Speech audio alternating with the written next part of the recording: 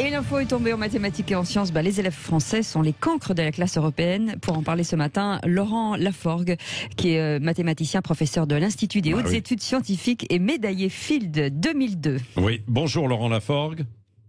Bonjour.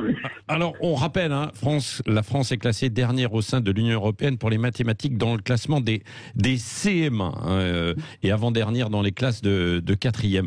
Ça doit vous affliger, vous, mathématiciens, de voir un tel classement. Pourquoi on en arrive là, selon vous ? Oui, bien sûr que ça m'afflige, mais il faut compléter ce que vous venez de dire en remarquant que dans ce classement qui n'est pas seulement européen, qui est mondial, c'est vrai. Donc les premières places sont occupées par les pays d'Extrême-Orient, Singapour, Taïwan, la Corée, le Japon, Hong Kong, avec d'ailleurs un grand absent qui n'est pas dans l'étude, mais qui certainement figurerait à un rang comparable, à savoir la Chine, si elle était dans l'étude.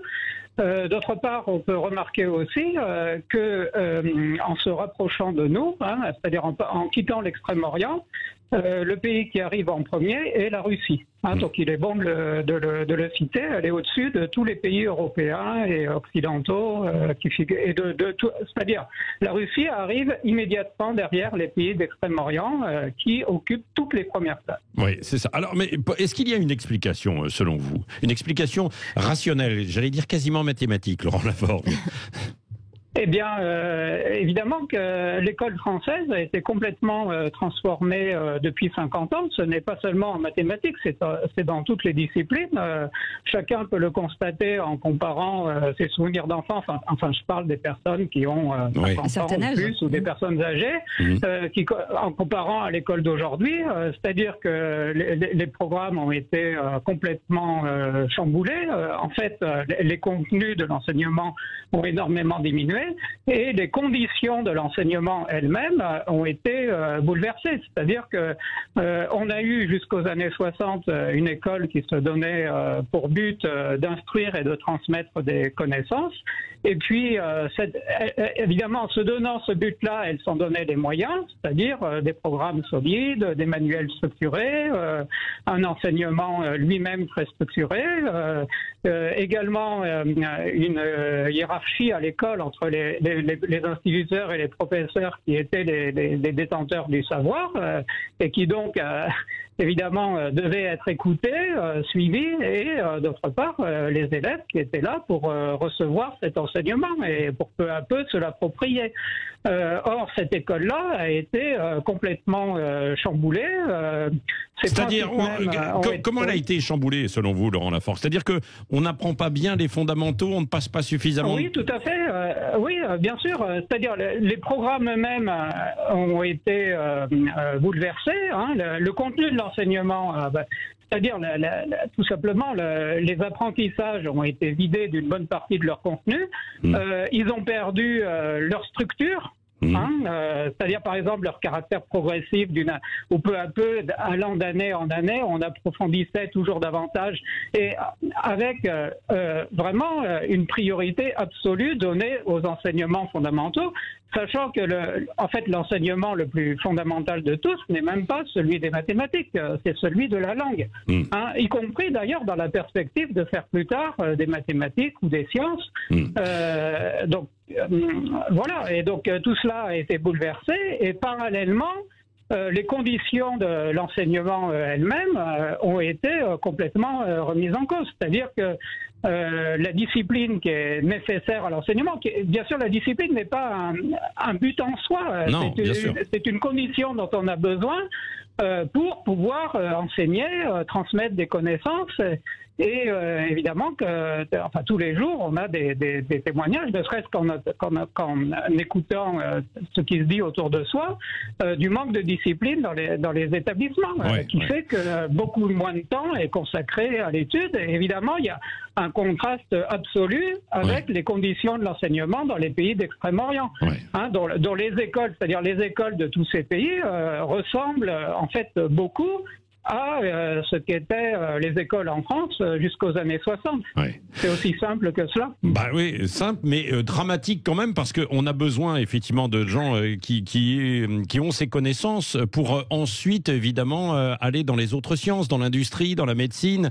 C'est incontestable, puisque Oui, j'ai cru comprendre qu'on avait un déficit terrible et que pour les années qui viennent, ça risque d'être vraiment dramatique pour l'emploi dans ces disciplines. Laurent Laforgue. Oui, enfin, s'agissant des mathématiques, il se trouve que leurs applications ne cessent de s'étendre. En fait, les mathématiques deviennent de plus en plus importantes d'année en année. Par exemple, dans la perspective de l'intelligence artificielle, de l'industrie, de l'informatique. En fait, les mathématiques sont présentes dans de plus en plus de domaines. Et évidemment que les pays qui forment le mieux leur jeunesse à l'apprentissage mathématique, scientifique et également, j'insiste là-dessus, la maîtrise de la langue, donc ces pays-là font la course en tête. Et alors, je voudrais ajouter une remarque, c'est que, vous voyez, donc dans l'éducation, enfin, là, on voit les pays d'Extrême-Orient occuper toutes les premières places. Mais dans la réponse face à la crise du coronavirus, c'est exactement les mêmes qu'on voit. C'est vrai.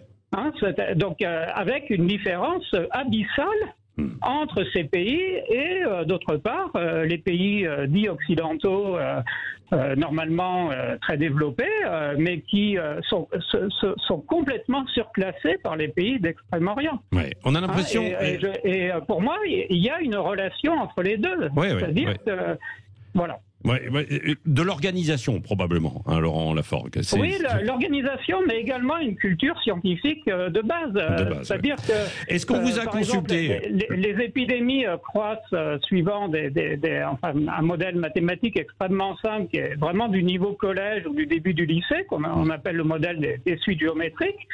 Or, moi, j'ai constaté avec mes correspondants dans ces pays d'Extrême-Orient, en particulier en Chine, que il était clair pour tous mes correspondants, pas nécessairement des scientifiques, que les épidémies croissaient de cette manière-là, et donc ça avait une conséquence, c'est qu'il fallait réagir très vite, très fort, et ne surtout pas attendre, comme ça a été le cas dans nos pays. Et donc il fallait considérer l'épidémie non pas en termes de nombre de cas à un moment donné ou de nombre de morts à un moment donné, mais en termes de dynamique, c'est-à-dire par exemple la croissance d'une semaine sur l'autre. Et donc ceci était complètement clair pour mes correspondants asiatiques.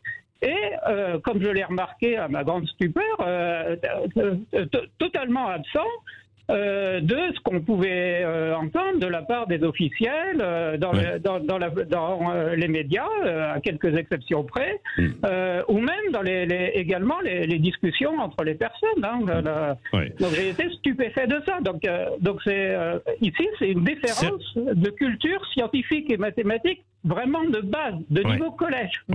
C'est révélateur quand même ce que vous dites. Merci Laurent Laforgue.